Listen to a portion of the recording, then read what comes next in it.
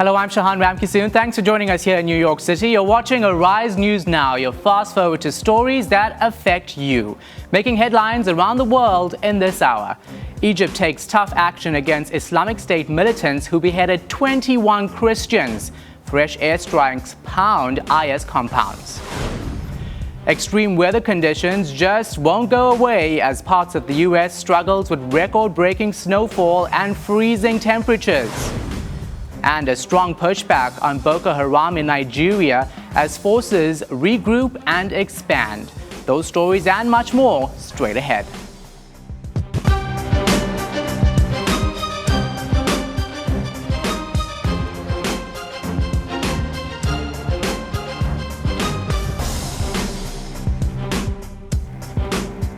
Cairo has launched a new round of airstrikes on the Islamic State in Libya. It follows the beheading of 21 Egyptian Christians, which was shown in a horrifying video. The attack hit militant camps, training centers, and a weapons storage site in the city of Derna, which the militants gained control of. While Egypt and Libya have a violent history with the terrorist group, the latest act of brutality has left many reeling from shock. Manu Rabaya reports. Egypt says its air force bombed Islamic State targets inside Libya at dawn on Monday, one day after the group released gruesome video showing the beheadings of 21 Egyptian Christians there who had gone to Libya looking for work. Libya's air force participated in the strikes, which hit IS camps, training sites, and weapons storage areas in Libya. A Libyan Air Force commander said 40 to 50 militants were killed, and more strikes were coming today and tomorrow. On the sidewalks of Cairo, Egyptians are still numb with horror at the killings. Images of the beheadings posted online showed the water's edge where the killings took place literally red with blood. This is a criminal terrorist act done by people who have absolutely nothing to do with religion. Personally, I didn't sleep last night after what happened. No Egyptian could sleep. Arab League Secretary Nabil El Arabi condemned the killings and threw his support behind Egypt's bombing of Islamic State targets. Of course, what happened is a barbaric and savage terrorist act that goes back to the Stone Age. I can't imagine who would do that. Egypt has every right to defend itself, and it must take steps against this type of terrorism carried out by those fundamentalists. The strikes mark an escalation in Cairo's battle against the militants. They also show the readiness of Egyptian President Fattah al-Sisi to expand his fight against Islamic militancy beyond Egypt's borders. Civil conflict has plunged Libya into near anarchy, and Sisi sees radical groups in Libya as a major threat to Egypt's security. All right, let's find out how the U.S. government has responded to the attacks. Arise News correspondent Leila McDowell joins us now from Washington, D.C. The Egyptian airstrikes against ISIS add more firepower to the U.S. war on the militant group, Leila, but the White House is not exactly cheering them on. What's the administration saying? Well, this is what I can tell you. Of course, the White House welcomes actions that can degrade ISIS, but their statements have largely focused on condemning the executions of the Egyptian nationals, with little being said on the record about the airstrikes. Now, privately, the administration acknowledges that there is right now a very tense relationship with Egypt, and this is over the coup that installed the current president. It's interesting, though, because despite pressure from human rights groups, the White House will not officially call it a coup, because that would mean that the U.S. ability to send military aid to Egypt would be limited, and Egypt is still a very strategic partner in the region. But sources tell me that the relationship with the U.S. and Egyptian military is functional at best, and that the U.S. did not share intelligence or other kinds of backing for Egypt to support these airstrikes. But Egypt is asking the U.S. to also target groups in Libya. Are we likely to see the war escalate to Libya as well? Well, that's a really interesting question because the authorization for military force against ISIS that Obama is requesting from Congress does not identify any geographic limits. So technically, the administration could escalate the war to Libya. And some in the military are pointing to jihadists with allegiance to ISIS expanding their presence westward along the Libyan coast. But right now, the president says there are no plans to engage in Libya. All right. Thanks very much, Leila. That's Arise News DC correspondent Leila McDowell. Now, unrelenting, that's been the word of the week in much of the Northeast as cities deal with extended sub-zero temperatures. This as Boston continues to be engulfed in what seems to be a never-ending snowstorm. Record-breaking cold is gripping eastern parts of the U.S. as an icy winter storm crippled the nation's central states. And best you bundle up if you're in the mid-Atlantic tomorrow because it's expected to move there. The south of the country is likely to be hit next, with authorities already declaring states of emergency. Meanwhile, hundreds of flights from New York and Boston have been cancelled as they brace for wind gusts of up to 60 miles per hour. So let me put this in perspective for you. Boston's winter has made its way into the record books. The city marked its snowiest month since it started keeping track of extreme weather in 1872. So that's way back then. It's seen about 6 feet of snow from late January and had already set a record in a single week. Now, bitter cold and huge drifts hampered snow removal efforts as authorities hustle to prepare yet another emergency. And we also are looking at a potential significant storm coming next weekend here in the city of Boston. We have Arctic temperatures and bitter wind chill today. It's going to be extremely cold out there and tonight, which certainly poses a concern. Health officials are encouraging extra care, saying frostbite can set in as little as 30 minutes. You're watching Arise News Now. The best way to predict the future is to create it. There's a special breed of achievers out there that are called tomorrow's people, the highly creative ones who live in the future. They imagine what will be and strive to make it happen. They are bold. They refuse to wait for the future. Tomorrow bends and conforms to their ideas. At Access Bank, we share the same sentiments. We've been able to grow our bank to become a leading player in Nigeria with a strong presence across the continent, adopting best practice in everything we do. Our mantra for success is simple: speed, service, and security. Those who shape tomorrow, strive for, and demand perfection. At Access Bank, our service culture of speedy response and drive for excellence is the blueprint for creating customer experiences that will echo for generations. Come, let's work together and take tomorrow.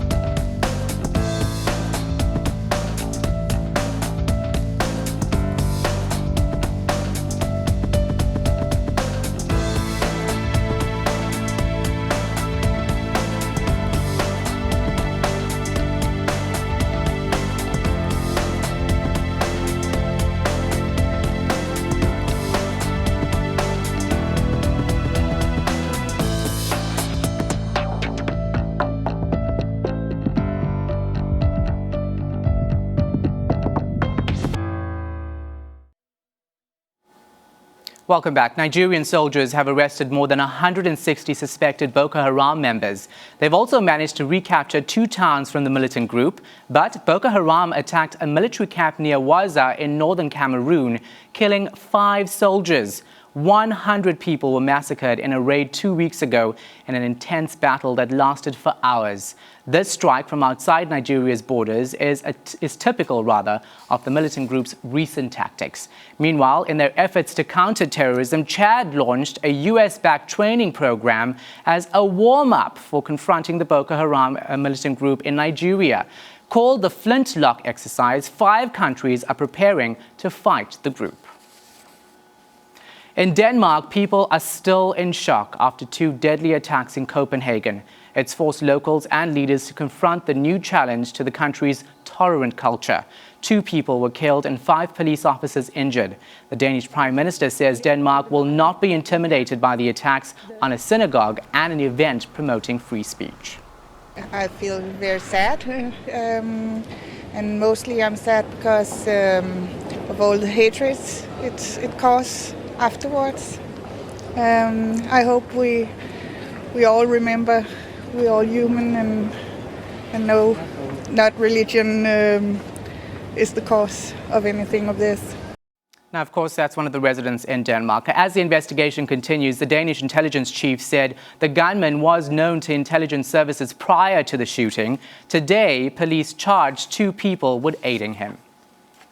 And with Europe's Jewish community still reeling from the deadly shooting at a Denmark synagogue, 5 teenagers were arrested in France for vandalizing a Jewish cemetery where they destroyed tombs. The teens were caught near the northeastern city of Strasbourg. They say they didn't realize it was a Jewish graveyard until they started destroying it. The incident has revived some pressing fears. Israeli Prime Minister Benjamin Netanyahu says such attacks are likely to continue and reached out to Europe's Jewish communities. I would like to tell all European Jews and all Jews wherever they are, Israel is the home of every Jew. ישראל היא הבית של כל יהודי. In 2004, the then Israeli Prime Minister Ariel Sharon angered Paris by urging French Jews to flee to their native country and go to Israel. But Netanyahu has avoided making such an explicit call for Jews to up and leave. The French government said the place for French Jews is France. Pro-Russian rebels have pounded Ukrainian government forces in Debaltseve, and Kiev says it won't pull back guns as a truce is being violated, leaving a peace deal on the verge of collapse. Manu Rabai has more on this story. Ukrainian government forces are encircled in the eastern town of Debaltseve, a strategic railway hub. They're sandwiched between rebel positions and are being pounded by shelling.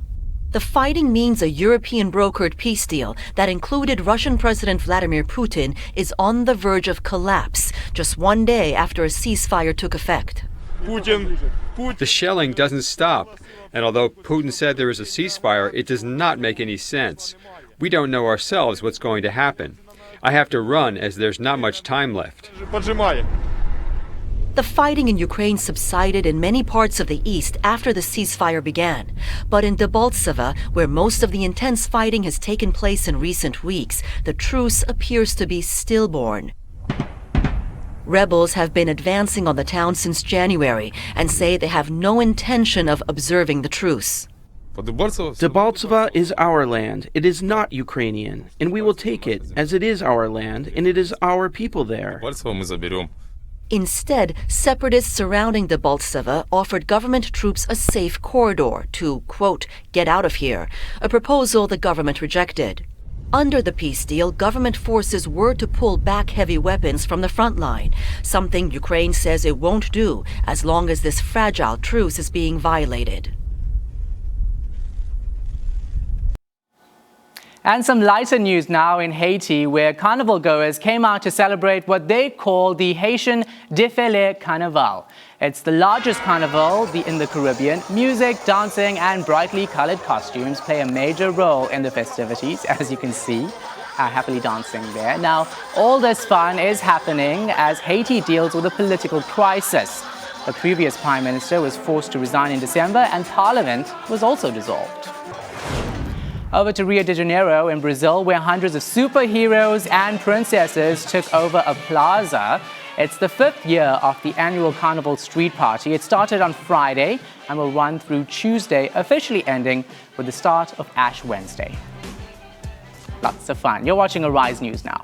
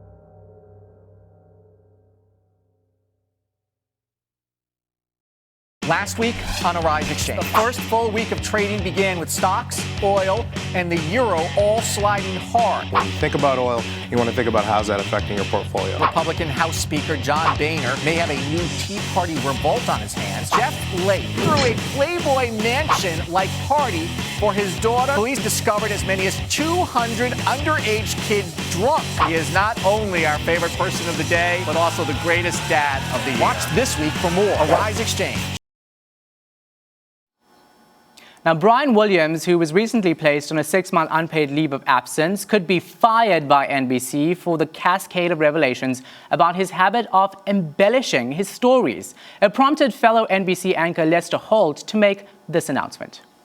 And now to the story many of you are talking about tonight, and one that for us not only hits close to home, but in our home.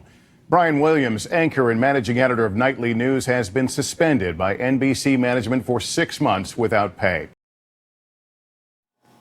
Now that more examples are piling up, executives are apparently looking into whether Williams violated his contract. Joining us in studio to break down the clause in the contract and tell us what Williams can do to possibly save his career is entertainment attorney Dominic Romano. Thanks so much for your time, sir. Now, what in Williams's morality clause can actually see him being fired from NBC? Well, the morality clause itself hasn't been made public, but if it's similar to other clauses with on-air talent, it's if his behavior brought the company into public disrepute or scandal or ridicule, they could invoke it to terminate his contract. Now, arguably, you could say, in light of, for example, the SNL 40th anniversary special last night, when you have people on the red carpet like Jim Carrey and Jerry Seinfeld on primetime live television poking fun at his reputation for veracity, scandal and disrepute may be at issue here. Yeah. Now, if you look at what's happening, he's apparently meeting with his advisors to see if he can make a comeback. Is that possible? One thing you learn in this business is that almost anything is possible, but perhaps after a decade at the Nightly News, it's time for a pivot. He's obviously very well liked. He's a well-respected person. And reportedly, he was interested, according to news reports, in a late-night position that opened up when Leno left. So perhaps NBC will find another way to use him. But whether he will sit in the anchor's chair again, that remains to be seen. I certainly can think of no other situation in my lifetime where a network news anchor has gone through this similar ordeal. Yeah. You know, generally in any news anchor's contract, you're supposed to tell the truth. You're not supposed to really say things that are not true. So isn't that good enough for them to actually say, you're fired? Yes, technically speaking, if that's what his contract says, if it has a standard morality clause, it could be sufficient. But it's also a black eye on the network because this wasn't the first incident, apparently, and presumably NBC conducted its due diligence. I mean, suspending someone for half a year is a pretty significant step. So, you know, my guess is going to be that they'll maintain a relationship with Brian Williams, but perhaps in a different capacity. Now, you know this industry really well. Ratings are expected to come out. He's been away for a while now. What do you think it's going to look like? Well, that remains to be seen. Lester Holt is also very well respected, and he has commanded a good audience in the past. So hopefully, for NBC's sake, he'll be able to maintain a lot of Williams' audience. All right. Thank you very much. That was Dominic Romano, entertainment attorney, joining us here in New York City. You're watching Arise News Now. There is a reason Africa is called the new frontier. What was once potential is now an opportunity ready to be seized. Once revered for our resources, today's wealth lies in our people. People who build the cities that shape the future. People who know an idea in one place means business in another. A generation for whom technology means there are no borders, no boundaries. We are the new lions in a brave new world, kings of the urban jungle. And there's a bank that puts the world in our pocket and the future in our hands. UBA, Africa's global bank. I have never worked for a news organization like Arise News. The vision here is not just to tell the main stories of the day, but to tell the news that other organizations don't tell, and tell it in a way that people that look like me, that look like you, are interested in. In this news organization, everybody's opinion counts. There is no big I's and little U's. Every angle, every perspective matters, and that's freeing in so many ways. I don't think the television news in the United States reflects the diversity of the world. I don't think it does a great job of even reflecting the diversity of the United States. When you are watching TV, you don't really see a lot of different cultures. There are plenty of other places that people might not even know about. We are living in a global culture, and you cannot hide news that is happening when there's so much social media. Arise News, every culture, every angle.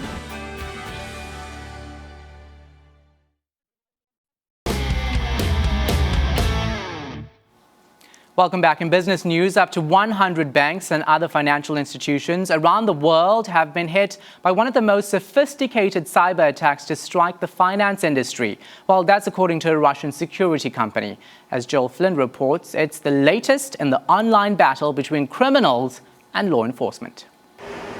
You won't be able to see it, but in the dark corners of the internet, hundreds of millions of dollars are being stolen from banks all over the world. Cybercriminals in Russia, Ukraine and China are at the heart, and the attacks are still happening right now, says Russian computer security firm Kaspersky. It's released a report detailing the activities of a cybercrime gang, which may have stolen as much as $1 billion since 2013. Ollie Whitehouse is a cybersecurity expert. So really, to pull off something like this, the team doesn't have to be hundreds of people. You know, what we see typically is, you know, a bunch of technologists numbering in like low tens, if that, combined with people that understand the systems they're attacking, could launch such an attack. Kaspersky has been working with Interpol, Europol and other agencies in a number of countries. The gang, referred to as Kabanak, have been using a technique called spear phishing. It targets individual users with emails that release malware in companies' systems once they're opened. The organisation's security relies on the lowest paid, least technically aware individual in the business. You know, indeed, there are people whose job it is to open attachments from people they don't know. And so kind of the, I guess, historical mechanisms to mitigate this is defence in depth, so using a variety of different technical controls, policy procedures, training, etc. But the reality is, and I think that organisations have to be prepared for this, if someone wants to get in, they likely will. Cybercrime is nothing new, but the fight against it is becoming ever more complex. Protecting us online is no longer just about sophisticated computer software. Corporations and individuals are now being asked to give up their privacy to guarantee security. And that could mean allowing governments to routinely spy on our emails and on our phone calls. Government surveillance practices in the US and the UK have worried many. Covert spying on individuals justified by governments in the interests of protecting populations. Companies too in the spotlight. Sony Entertainment attacked late last year by hackers apparently in North Korea, compelling Barack Obama to look at changing cybersecurity law. What is for sure, fighting cybercrime no longer means just changing your password. And you can catch more business news on Arise Exchange every Monday through Friday at 5 p.m. Eastern Standard Time. That's 10 p.m. GMT. In entertainment news, the erotic romance movie 50 Shades of Grey took to the top spot at the box office. It made more than $94 million over the long holiday weekend. The movie, an adaptation of the books, is about an undergraduate who gets into a relationship with a mysterious billionaire. 50 Shades of Grey was among the most anticipated releases of the year.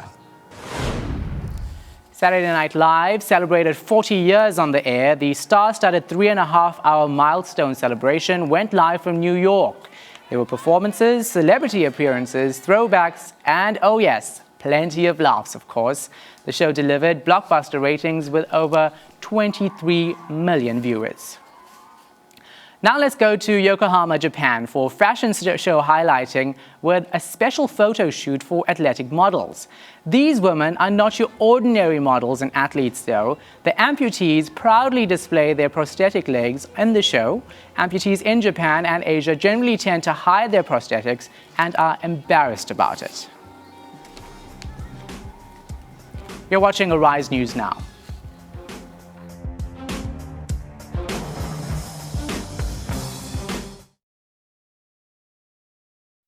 Here at Arise America, we want to bring you news from a different perspective, and not just news, but analysis as well. Tell me what it was like growing up gay in Uganda. I have suffered sexual violence, including that has been planned by my family to heal me from lesbianism. To have somebody lead your child away in handcuffs is just not something that should be done to a 12-year-old child. You called this Victims Advocate Group, this phone number, which is sponsored by the Catholic Church, correct? Right. And what kind of response did you get? They told me not to make prank calls and it wasn't appropriate and hung up the phone. My God. Michael Dunn could go away for many decades. Is that enough for you? No, it's not. The person that killed Jordan Davis has to be found guilty by a court of law in the United States of America. If I was building my own network, it would be for the people, by the people. It would be very diverse. It would be with every culture you can think of. If I was to start my own news network, it would reflect positive and negative within the continents and the countries around the world. I think that I would be more looking towards young people. If I were to build my own news network, it would look like New York City. Old, young, fresh, hip, classic. If I was to build my own news network, I would just have people from all over who are very connected and diverse. If I was to build my own news network, my own world network, I would love a correspondent in every country, every location, every city. I mean, it's kind of unrealistic, but how cool would it be to get local stories from the impoverished country, the impoverished city that we don't know about? Arise News, every culture, every angle.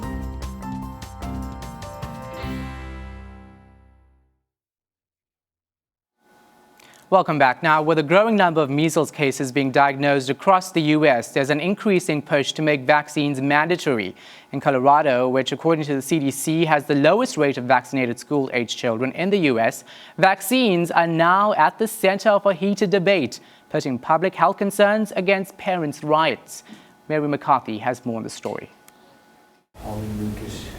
Husband and wife chiropractic team R.J. Jelena and Michelle Matheson advise their patients on a host of issues, Power's on. Including vaccines. I believe that our body needs no help, just no interference, and that we heal from above down, inside out. There's a time for medicine.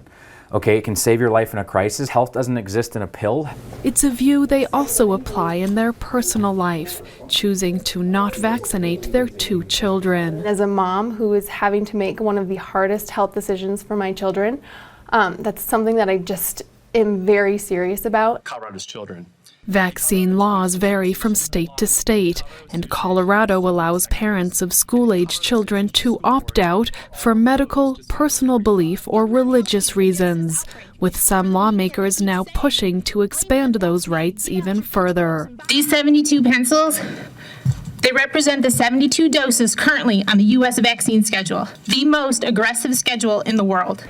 According to the U.S. Centers for Disease Control, Colorado has the lowest vaccination rate for measles among kindergarteners. Take a listen. Just 82% compared to a high of 99% in Mississippi. It's a trend that many doctors find alarming, since the disease can be fatal. Vaccines are wonderful and they're safe. You'd be hard-pressed to find a pediatrician that has a different opinion, especially if you're interested in any kind of evidence-based medicine. 37.5, that's perfect. But Dr. Joseph Marcini says he's also alarmed by the choice of some doctors to no longer treat children who aren't vaccinated. I think reaching out to those families and trying to educate them and trying to engage them in compassionate, non-judgmental medical care is more the answer. Meanwhile, vaccine skeptics like RJ and Michelle say they'll continue to push patients and parents to not vaccinate, even as they feel increasingly under fire for their stance.